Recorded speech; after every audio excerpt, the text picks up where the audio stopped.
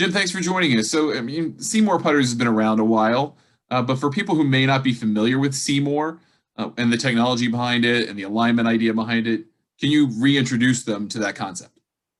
And really with you today. And yeah, SeeMore sort of, we in turn call it the best kept secret of golf because it really was, it had its first emergence back in 1999. Payne Stewart decided to put it in play that season. He actually came into that year on a 4-year streak without winning and felt like his putting was just way too inconsistent. And he ended up meeting up with the guys that had started SeeMore, a couple of golf professionals who had come up with this alignment system with a rifle technology. It's 2 white lines and a red dot.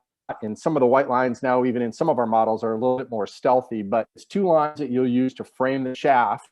And there's a red dot to cover up. And it's actually been copied and emulated by almost every other company over the last 20 years at some point in time. But SeeMore's original alignment company, and it's really everlasting technology. I mean, it's just, it's kind of like the wheel. You know, there's some things that you just can't improve upon. And this was basically like putting a gun scope on a putter. And one of the guys from my office came up with a really kind of a fun analogy. Even great shooters, and I'm not really in that. It's a small community of people that shoot long distance rifles and what have you. But even the best of the best, I mean, as fantastic as they are, they would never enter a competition and choose to not use their scope or their alignment technology, which they have on there. So, you know, a scope technology, it just the golfer control some variables and eliminate some variables. So when you set the SeeMore putter down, you know that the face is square. You know that you're square to your putter and the putter is square to your target. Okay, so those are 2 big variables that takes right out of play. It puts you in a very neutral setup where your eyes, your shoulders, your hips, everything's aligned when you hide that red dot. And it brings you back to the same place every time. So it's like the routine of shooting a free throw. You know that you come back to the same place every time. And then part of the rifle scope technology that people don't really think much about is that you're also then controlling your loft. And so, you know, there's a lot of a lot of putters, you know, are you know, a lot of companies every single year they come out with some new way to help set golfers natural and normal and typical inconsistencies in getting the face square or getting loft back to the same every time. But rifle scope technology for over 20 years has actually been doing that. So it's actually a technology that inherently allows the golfer to develop a better, more tour-like stroke over time. And so they're not really trying to compensate for terrible misses and terrible misalignment. They're actually got a tool in their hands that while they're putting, while they're practicing, is helping them to improve in every one of those areas. That's the thing I find most interesting about SeeMore is that not only is it a helpful tool, obviously, to help you align, but it is effectively a training aid in the same sense that you can use live, but also to work with, and that you've also, as a company, built a teaching academy around. I cannot recall a single other equipment company's piece of technology that is used to teach.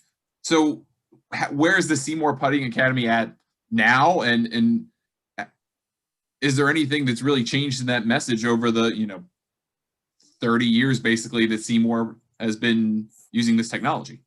Yeah, the beauty of it is it's the same story.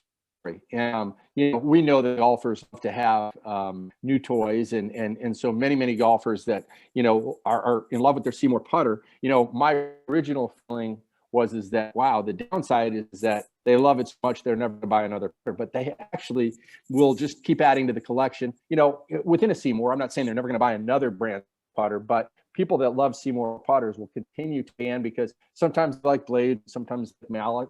You know, we even have offset now, and we actually have a plumber's neck. And so, but what's consistent to all of them is that it gives that same consistent setup at address that eliminates those variables. And as you said, I mean, the concept of a training aid, I think for some people is somewhat problematic. It doesn't feel like something maybe that authentic, but I think once somebody actually sits down and looks at it, starts using it, it's a lot less overt than a lot of other technologies, but we think a lot more precise and effective. And so we've just sort of started embracing that term training aid. And if everybody would just go out and start off, even if they don't think it's something that they could use for the long term.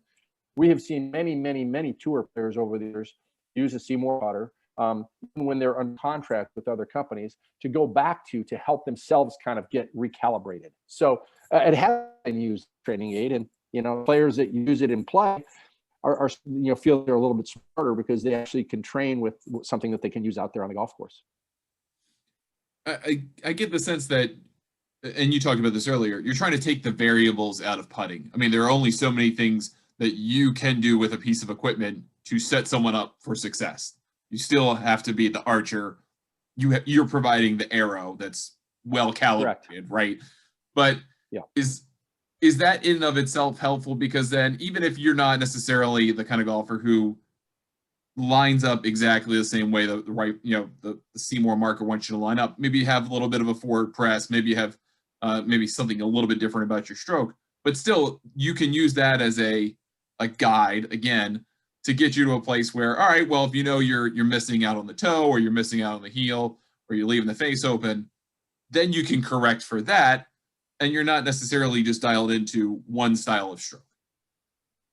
You're exactly right. And the fact that it sort of becomes a reference point no matter how you want to use it. And we've heard a lot of golfers tell us that, hey, may not be exactly how the owner's manual suggests, but they find it very, very helpful that they eliminate those variables, because you're out on the golf course and, you don't want to start overcorrecting and changing things while you're on the golf course. I mean, it's when a really bad round can just go off the rails. And I think with the SeeMore putter, if once somebody's used it for a while, that is one part of their game where they don't get that far gone in terms of overcompensating and changing everything, because they know that it's in there. And so sometimes getting good putts and they're just having a terrible reading greens, right? Or sometimes they have gotten a little bit out. They're forward pressing a little too much, and all of a sudden it's something that if they can't correct it on the golf course, they can immediately go back and, you know what, I know what I was doing. And I think golfers that are in love with their SeeMore putters, I mean, there's no putter out there that's going to help you, have 28 putts every single round, right? But most of them feel like their really good putt rounds are way better than they've ever been, and they feel like their inevitable poor putting rounds are a little bit more palatable. You mentioned earlier kind of about the evergreen nature of SeeMore putters, and that it kind of runs countercultural to golf equipment. I mean, new stuff comes out all the time. I got 3 releases today to talk about, and there's always something iterative that's maybe or maybe even groundbreaking that's unique and different. But you're trying to sell to golfers something that's basically been the same, a truism, so to speak, for 3 decades. How do you continue to do that when everything shoved in their face otherwise tells them new is better across the board? Well, I don't think they necessarily believe that with putters. I mean, I think that there's so many, even the big companies launch so many flops that I think it's quite obvious that, when you are a giant company and you have to create that excitement every single year, and then you're on something 6 months later or 12 months later, nothing like what you had last year. So it's good fun. And sometimes they hit a home run and a lot of times they flop. And I think there's a couple of differences with us. Is first of all, we're not this big giant marketing firm. And so people are not inundated with our message. So yes, we've been out there for 20 years, but Payne Stewart won the US Open in 99, and Zach Johnson won the Masters in 2007. Zach Johnson wins the British Open in 2015. These guys that have just come to this technology to make them better. And those are 3 of the greatest final round putting performances that you'll find in major championships. So under pressure, these guys that had become at one with their SeeMore putter found that, the quietness that it took away from all the thought process helped them get in that zone. And so we also find that a lot of players and a lot of instructors also don't like to be changing their tune every single year, every single 2 years. And so, we've got a phenomenal training from which we're rolling out. You mentioned Matt a little bit earlier. We've certified over 1,000 fitters, sellers, and instructors in instruction on the SeeMore Putting Institute sort of training system, and we constantly refresh that because there are a lot of great instructors there that continue to give us great feedback on sometimes using it in ways that we never even thought of. Okay, but we find that the authentic teaching, training, improvement world probably moves a bit more slow. you could just look on the PGA Tour, a lot of great putters, I mean, out there, they're using what they used in high school and what they used in college. Okay. They're not changing their putts every single year. So see 95% of the market out there that hasn't ever used a SeeMore putter. It's still a first time opportunity, whether it was something that they just discovered today or whether they watched Payne's 20 years ago. So being small into our guns is actually not as boring as it would be. I don't think you could do that same philosophy with a driver, obviously, where certain measures are being improved every year. But how can you improve upon 24 putts in the final round at Pinehurst in 1999? Anybody that goes back and watches that putting round, probably the greatest putting round in the history of major championships. It was 20 years ago. Who cares, right? And same thing with Zach winning in 2007, 2015. But again, that's at the highest level. That's awesome. That's incredible validation. But what's really cool is the golfer that is trying to play golf once a week, twice a week, whatever, and they find rifle skill technology and they're like, I've got a million things to think about, but wow, right off the bat, this is intuitive, and I can see how it can help me with this part of my game, which represents the most shots you'll take with any one club in your bag. I do think that there is, for good players, I think for the most part, there is a relationship with their putter that is unique compared to every other club in the bag. For me, my putter is my extension of my arm, but every other club in the bag is kind of replaceable because it's just bound to be replaced by something technologically more advanced sooner than later. But like you said, my putter is not changing because they're not making higher COR putters. It's just not happening. So is there a sound piece of advice here to tell a golfer? Find a putter that you love and stick with it. Don't have 20 of them and tinker with them, but find the one that fits your game and then feel comfortable with that. Again, like you said earlier, taking a variable out of the equation. No question about it.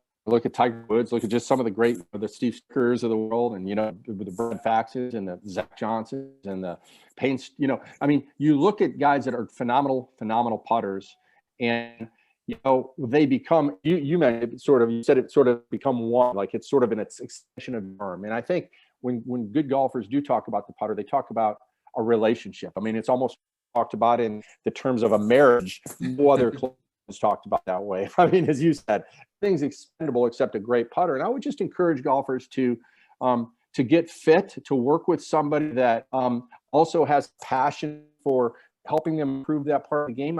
It really is the fastest way to better scores, but since it's not the most exciting, so many golfers miss out on really the enjoyment they can have in becoming better putters and improving their game very, very quickly. So I would just tell a lot of golfers that, you're trying to catch lightning in a bottle. I get that. That's a lot of fun. But with a putter like SeeMore, which is putter part system, and then you can actually have a relationship with a company like ours. We have our fitters are available for any customer, but we also have this great network of fitters, trainers, and it's a lot of fun. If you're trying to become the best driver you can be, you're probably over time going to have several fittings, several lessons, and you're going to keep going back because it's never a one-stop deal.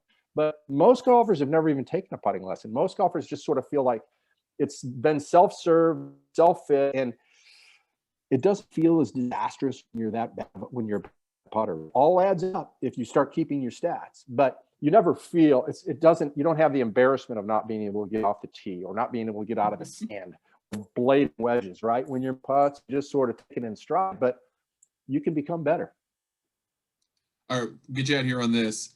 It's obviously the winter time, and for a lot of the country, golf is not quite an attractive option, or it's just not an option at all with the white stuff on the ground.